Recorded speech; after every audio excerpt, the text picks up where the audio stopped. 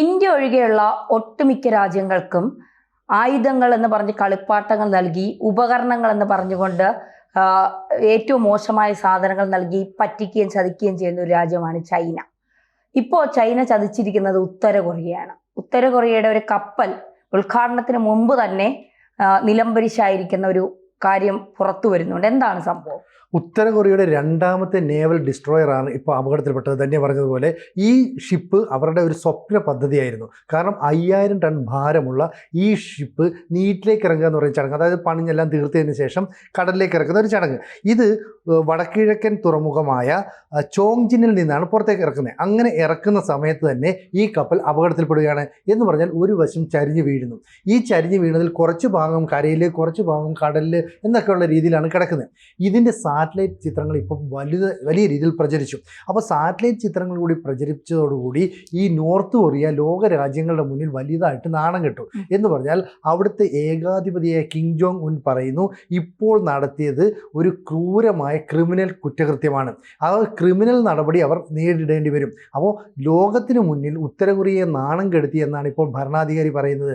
ശരിക്കും പറഞ്ഞാൽ ഉത്തര കൊറിയയ്ക്ക് അമേരിക്കയുടെ ഭാഗത്ത് നിന്ന്, സൗത്ത് കൊറിയയുടെ ഭാഗത്തു നിന്നൊക്കെ വലിയ ഭീഷണി നേരിടുന്നുണ്ട്. ഈ ഭീഷണിയൊക്കെ അതിജീവിക്കാൻ വേണ്ടി ഞങ്ങൾ പുതിയ യുദ്ധക്കപ്പലൊക്കെ ഇറക്കുന്നു, ഡിസ്ട്രോയർ ഇറക്കുന്നു, വാർഷിപ്പ് ഇറക്കുന്നു എന്നൊക്കെയുള്ള രീതിയിൽ വലിയ പ്രചരണം നടത്തി. അങ്ങനെയാണ് 5000 ടൺ ഭാരമുള്ള ഈ കപ്പലുമായിട്ട് രംഗത്തേക്ക് ഇറങ്ങുന്നതും. ഈ യുദ്ധക്കപ്പൽ ഇപ്പോൾ ഇറങ്ങി ഇത് താഴെ വീണല്ലോ.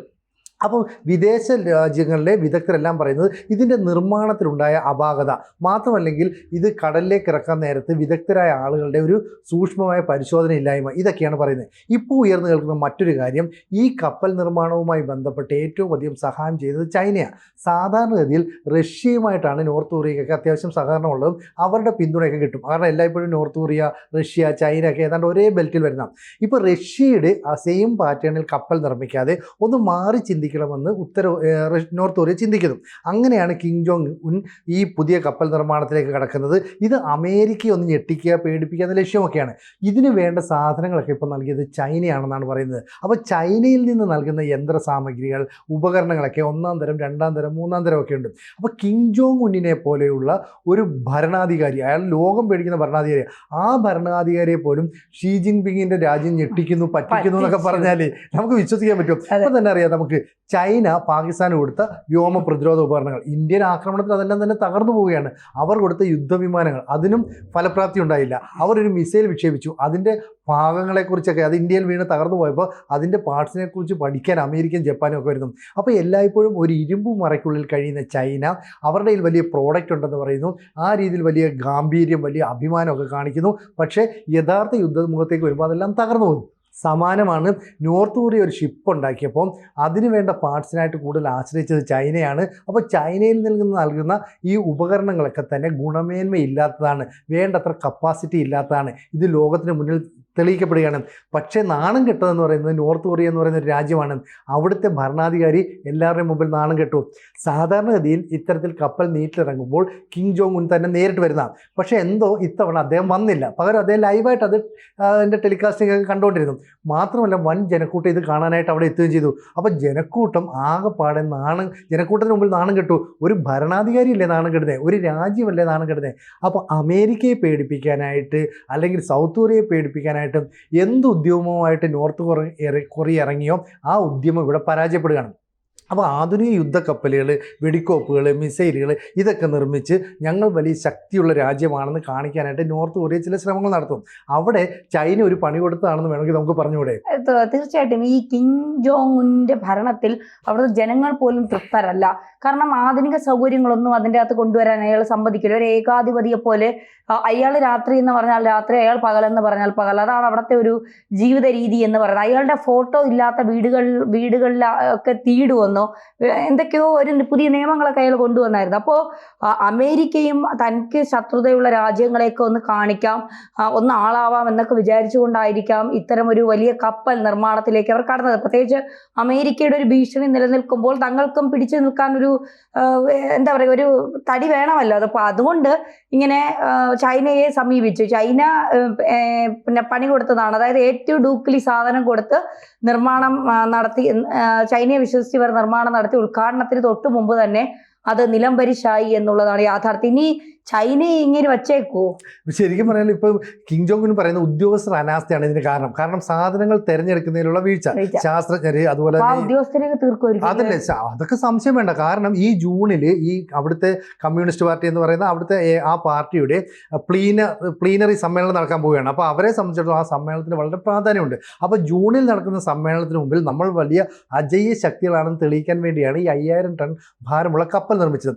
ഈ കപ്പൽ നിർമ്മിച്ചതിൽ ഉത്തരവാദികളായവർക്കെതിരെ കർശനമായ നടപടി ഉണ്ടാകും. കിം ജോങ് ഉൻ കർശനമായ നടപടി എന്ന് പറഞ്ഞാൽ അതിൻ്റെ അർത്ഥം അവരെ കൊല്ലുന്നു എന്നാണ്. എങ്ങനെ കൊല്ലും എന്നുള്ളതാണ്. സാധാരണ ഇതിൽ സിമ്പിളായിട്ടാണ് അവർ കൊല്ലുന്നത്. ഇപ്പോൾ കുറ്റമൊക്കെ ചെയ്തവരെ വെറുതെ പട്ടിയൊക്കെ വിട്ട് കടിപ്പിച്ചാൽ കൊല്ലും, അല്ലെങ്കിൽ തോക്കെടുത്ത് വെച്ചിട്ട് നേരെ തുടർച്ചയായി വെടിവെച്ച് കൊല്ലും. ഇതൊക്കെയാണ്. ഇനി പുതിയ എന്ത് രീതിയാണെന്നുള്ളതാണ്. കാരണം അവർ പേടിച്ചിരിക്കുകയാണ്, ആകെപ്പാടെ പേടിച്ചു. കാരണം വൻതോതിൽ പണം മുടക്കി. ഇപ്പോൾ ഇതിന് പിന്നിൽ പ്രവർത്തിച്ചത് സെൻട്രൽ ഷിപ്പ് ഡിസൈൻ ബ്യൂറോ, അതുപോലെ തന്നെ അവിടുത്തെ Kim Jong university of technology, ഈ യുദ്ധോപകരണങ്ങളുടെ വ്യവസായ വകുപ്പ്, ഇവരുടെ സംയുക്ത സംരംഭമാണ്. അപ്പോൾ ഇതിനകത്ത് ആരാ കുറ്റക്കാരെന്ന് അറിയില്ല. അപ്പോൾ കുറ്റക്കാരായ മുഴുവൻ ആളുകളുടെ അവരെ മുഴുവൻ അങ്ങ് നശിപ്പിച്ച് കളയും. സാധാരണഗതിയിൽ സൈനിക കാര്യങ്ങളുമായിട്ട് ബന്ധപ്പെട്ട് നോർത്ത് കൊറിയയ്ക്ക് എന്തെങ്കിലും അബദ്ധം പറ്റി അല്ലെങ്കിൽ അവരെന്തെങ്കിലും പിന്നോക്കം പോയാൽ ഇത്തരം കാര്യങ്ങൾ പുറം ലോകം അറിയില്ല.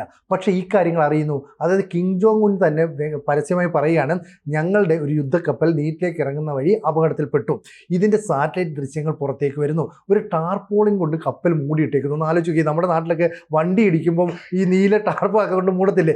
ഇത്തരം ദൃശ്യങ്ങളാണ് പുറത്തേക്ക് വരുന്നത്. ശരിക്കും അവർ ലോകരാജ്യങ്ങളുടെ മുന്നിൽ അപഹാസ്യരായി. ഇതിന് മറ്റൊരു കാര്യം കൂടെ ഉണ്ട്. കാരണം അമേരിക്ക പുതിയൊരു മിനിറ്റ്സ് മാൻ 3 എന്ന് പറയുന്ന ഒരു മിസൈൽ നിർമ്മിക്കുന്നു. ഇത് ലോകത്തെ തന്നെ ഞെട്ടിക്കുന്നതാണ്. കാരണം ആണവ പോർമുനയൊക്കെ വഹിക്കാൻ കഴിയുന്നതാണ്.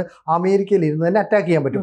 അതിന് ബദലായിട്ട് ഇത് അമേരിക്കയെ ഞെട്ടിക്കാനായിട്ട് ഞങ്ങൾ 5000 ടണ്ണുള്ള ഒരു കപ്പൽ രംഗത്തേക്ക് ഇറങ്ങുന്നു. കാരണം കഴിഞ്ഞ നവംബറിൽ ഒരു കപ്പൽ ഇവർ രംഗത്തിറക്കിയതാണ്. ഇതിന് ശേഷമാണ് ഇത്തരത്തിലുള്ളൊരു കപ്പൽ രംഗത്തേക്ക് ഇറക്കിയത്. അപ്പോൾ സൈനിക ഉപഗ്രഹ വിക്ഷേപണ മേഖലയിലടക്കമുള്ള യുദ്ധമാണ് ഇനി വരാൻ പോകുന്നത്.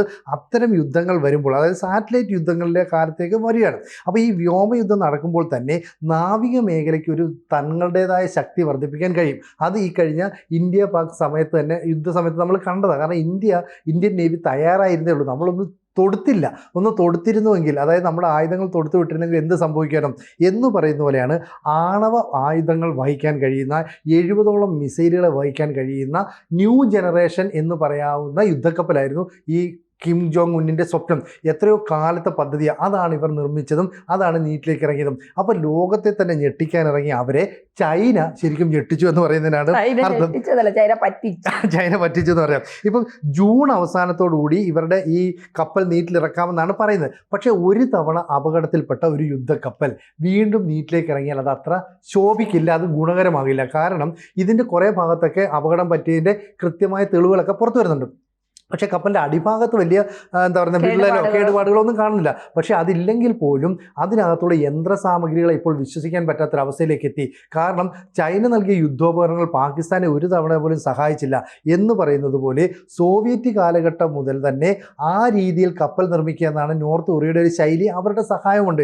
ഇനി ഞങ്ങൾക്കത് വേണ്ട, ഞങ്ങൾ അതിൽ നിന്ന് മാറ്റി പിടിക്കാം. എങ്കിലും ഈ നോർത്ത് കൊറിയൻ കപ്പൽ നിർമ്മാണത്തിന് റഷ്യൻ ശൈലിയൊക്കെ കടന്നു വരും. പക്ഷേ ചൈനീസ് ഉപകരണങ്ങളുടെയൊക്കെ സാന്നിധ്യം ത്തോടെ ഞങ്ങളൊരു പുതിയ ചുവടുവെപ്പ്, പുതിയ കാൽവയ്പ്പ്, അതാണ് ഞാൻ പറഞ്ഞത് ന്യൂ ജനറേഷൻ യുദ്ധക്കപ്പൽ എന്ന നിലയിലേക്കാണ് കാര്യങ്ങൾ നീങ്ങിയത്. അപ്പോൾ കിം ജോങ് ഉൻ പറയുന്നത്, ലോകത്തിന് മുന്നിൽ എന്നെ നാണം കെടുത്തി, എൻ്റെ രാജ്യത്തെ നാണം കെടുത്തി. ഇതിന് ഉത്തരവാദികളായവർ ക്രിമിനലുകളാണ്. ഇവർ ചെയ്തത് ക്രിമിനൽ കുറ്റമാണ്. സ്വന്തം രാജ്യത്തെ ഭരണാധികാരി അവിടുത്തെ ജനങ്ങളോട് എന്ന് പറഞ്ഞാൽ ഇതിന് പിന്നിൽ പ്രവർത്തിച്ച ടെക്നീഷ്യൻസ് അല്ലേ, ശാസ്ത്രജ്ഞരല്ലേ, അതുപോലെയുള്ള മേഖലയിലുള്ള വിദഗ്ധരെല്ലാം തന്നെ ഒരുപക്ഷെ ക്രൂരമായ ശിക്ഷയ്ക്ക് വിധേയരാകും. അപ്പോൾ കമ്മ്യൂണിസ്റ്റ് പാർട്ടിയുടെ അല്ലെങ്കിൽ നോർത്ത് കൊറിയയിലെ പാർട്ടിയുടെ സമ്മേളനം നടക്കുന്നതിന് മുമ്പായിട്ട് ഇത്തരത്തിലുള്ളൊരു നിലപാട് അവർ സ്വീകരിക്കുമെന്നാണ് നമ്മൾ കരുതുന്നത്. അങ്ങനെയാണെങ്കിൽ ഇനി ചൈനയ്ക്കെതിരെ എന്തെങ്കിലും നടപടി എടുക്കും അവർ, അല്ലെങ്കിൽ അങ്ങനെ ഒരു നീക്കത്തിന് പോകുമെന്നൊരു സംശയം ഉയർന്നാൽ തെറ്റു പറയാൻ പറ്റില്ലല്ലോ. അതെ, തീർച്ചയായിട്ടും.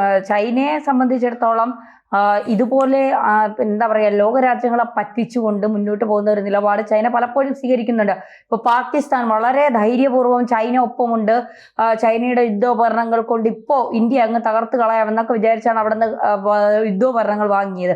പക്ഷെ ഇവിടെ വന്നപ്പോൾ അതെല്ലാം പടക്കമായിരുന്നു എന്നുള്ളത് പിന്നീട് പാകിസ്ഥാൻ തിരിച്ചറിഞ്ഞു. അങ്ങനെ ചൈന അവിടെയും പാകിസ്ഥാന് പണി കൊടുത്തു എന്നുള്ളതാണ് യാഥാർത്ഥ്യം. അപ്പോൾ ചൈന ഇങ്ങനെ എന്താ പറയുക, പിന്നെ ഈ കിം ജോങ് ഉന്നൊക്കെ ഭയങ്കര ഏകാധിപതിയൊക്കെ ആയിരിക്കും, പക്ഷെ തലയ്ക്കകത്ത് ഒരാൾ താമസം ഇല്ലെന്നാണ് പറയപ്പെടുന്നത്.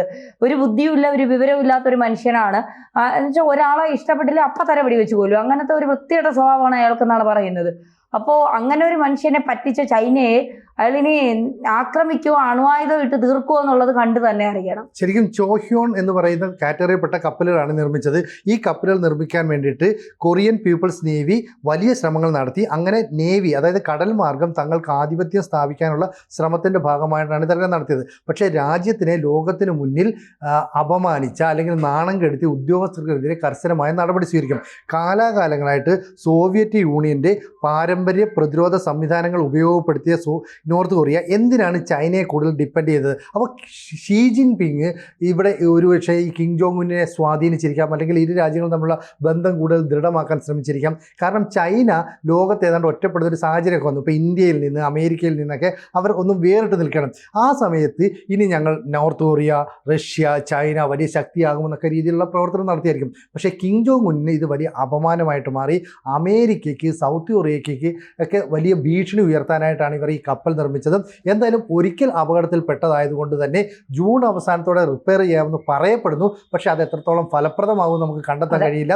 ചൈന ഇതിനകത്ത് കളിച്ചിട്ടുണ്ടെങ്കിൽ ഒരു പക്ഷേ നോർത്ത് കൊറിയയും ചൈനയും തമ്മിലുള്ള കാലാകാലങ്ങളായിട്ടുള്ള ബന്ധത്തിൽ വലിയ വിള്ളൽ വീഴ്ത്തും. അല്ലെങ്കിൽ ചൈന ഇനി തുറന്നു പറയണം, ഞങ്ങളുടേതല്ലാത്ത കുഴപ്പമാണ്, ഞങ്ങൾക്കല്ല ഇതിൻ്റെ പ്രശ്നം എന്ന് പറയണം. ഇതിനകത്ത് ഒരു കാര്യം ഉറപ്പാണ്, നോർത്ത് കൊറിയയിൽ ഈ കപ്പൽ നീറ്റിലേക്ക് ഇറങ്ങിയപ്പോൾ വൈദഗ്ധ്യമുള്ള ആളുകൾ ഉണ്ടായിരുന്നില്ല. ഇത് ഇറക്കുന്ന സമയത്തുണ്ടാകുന്ന ടെക്നീഷ്യൻ, ശാസ്ത്രജ്ഞർ, ഇവരുടെയൊക്കെ ഒരു അലംഭാവമുണ്ടെന്ന് കിം ജോങ് ഉൻ നേരിട്ട് പറയുന്നുണ്ട്. അപ്പോൾ ഉദ്യോഗസ്ഥരുടെ അലംഭാവം ആരൊക്കെ കാണിച്ചോ അവർ ശിക്ഷ അനുഭവിച്ചേ പറ്റൂ.